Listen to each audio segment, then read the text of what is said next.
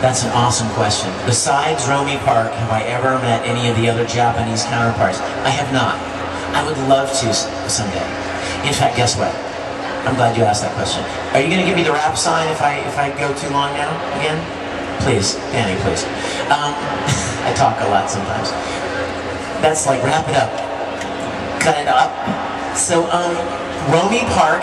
In case you don't, is anybody who does not know who Romy Park is? Romy Park is the girl who played Edward Elric in Japanese, the original version. And she's an amazing voice actress. She's like a superstar in Japan. She's been in everything. And when I was there, I went to Tokyo like 2 falls ago in October. And what's cool is that I was so excited to go, but I wasn't excited to go so I could see Mount Fuji, although I'm sure it's awesome.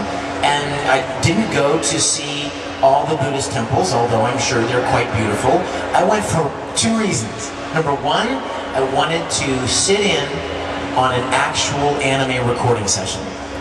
I wanted to watch the Japanese do what they do the way they do it, because it's very different from the way we do it. We've all heard about it, but none of us have ever really seen it. I mean, even if you went to Tokyo, you wouldn't be able to get into a studio and watch them record. So I contacted some friends at Square Enix, and they set up for me to go and sit in on a recording session for a show called Bamboo Blade. Anybody ever heard of that show? And so I sat there, and you know what was really cool, you guys, is that anime is really a pretty tightly knit industry in Tokyo. Like, I'm sitting there, and here's the big glass window with the actors on the other side and the control board, and I'm in the back of the room, and sitting beside me is the director, and on the other side of me is this girl from Square Enix who was translating for me. And she said, "Director beside you?" I'm like, "Yes," and she says, "He was assistant director, Fullmetal Alchemist." I feel my fanboy coming out. I feel like I'm getting all excited. So I look at him, and and she told him in Japanese, "Mignogna-san, Edward Elric, seiyu," and I'm like, just shake his hand, and then she points to one of the actresses that was in Bamboo Blade, and she said, "You see the girl with the green sweater?" And I'm like, "Yeah." And she goes, "Winry, a Fullmetal." I'm like, So when they took a break, she took me in to meet the cast, and we took all these pictures, and she was explaining to them in Japanese, who I was. And of course, I didn't understand a word of it. I heard her say Mignogna, I'm like, okay, that's me, pretty sure. Unless there's a Japanese word that sounds like that, and I don't think there is. And so then she mentions Fullmetal, and like the Winry girl and this other girl jump up and down and come running at me like they're gonna tackle me. The cute little girls, and I'm hugging them, and she's looking up, she's, "Willie, Willie!" And the other one was like, "Rosa, Rosa!" And I mean, it was like, it was like a family. It was so fun. Even though we didn't speak a word of each other's language, you felt like you had this bond with them. And so the other thing I wanted to do, that was the first thing. The other thing was I wanted to meet Romy Park. I almost got to be at Anime Expo. She almost came to Anime Expo in Los Angeles a couple of years ago. And at the last minute, she wasn't able to make it. I had bought her a present. I was so excited that she was coming, and then she couldn't make it. So I took my present with me to Tokyo. I bought her this awesome cowboy hat. And I carried this giant Stetson box all the way to Tokyo.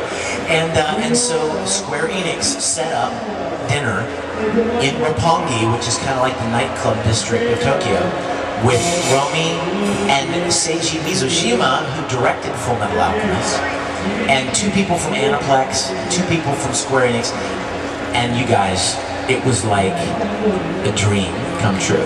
She was so adorable, and we sat across the table from each other, and she had a translator sitting beside her, and I had a translator sitting beside me, and we would look right at each other, we would talk, and then they would speak. But we would never take our eyes off of each other. It was like the translators weren't even there, But we just talked up a blue streak all night long, and by the end of the night, she was like, "Oh," I was hugging her, she's so cute, so tiny, and she goes, I want to come to a convention with you. And I'm like, oh my gosh, they would love you in the United States, because she's never been here. So just so you guys know, in case you're interested in saving up a little money, next year at Anime Matsuri in Houston, they are this close to confirming Romy Park as a guest, and she's never been here, and it's going to be, the two of us will probably be there, and I'm so excited to have her come to this country. I know, I got the cut sign, that was like way too long, sorry. What am I working on now? I'm still working on Bleach. Anybody follow Bleach? You guys watch Bleach? Well, you know, Ikaku has some very cool stuff coming up. Some like amazing backstory episodes and stuff that we're working on. I'm very excited about. And I just recently did a character for Code Geass. And I know, he's fun. He gets killed, but then that's okay. It happens. And then also there are three new shows that I've already recorded for that I'm so excited about I can hardly stand, but I'm not allowed to talk about them yet. You know how they do. I know. They like to torture us all, because they know you want to know, and they know that I want to tell you, so they torture us both by not letting me tell you yet. But keep your eyes open. They're well-known shows, I will say that. They're very well-known shows, and I'm very excited to be a part of them. Yes?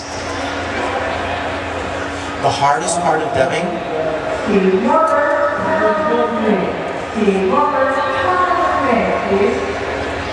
What is she saying? The hardest part of dubbing is, I think what we talked about earlier, is matching the mouth movements of a character and yet making it sound fluid and conversational and giving a performance that's believable. I think that's probably the hardest thing. And there's so many subtleties to voice acting. Subtleties that even the Japanese ignore. I mean, how many times have you seen, I see this all the time, the character's face will be like this. And the Japanese actor will go, his mouth's shut. He can't make that sound.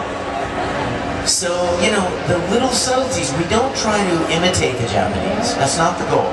The goal is to create a believable performance for this character.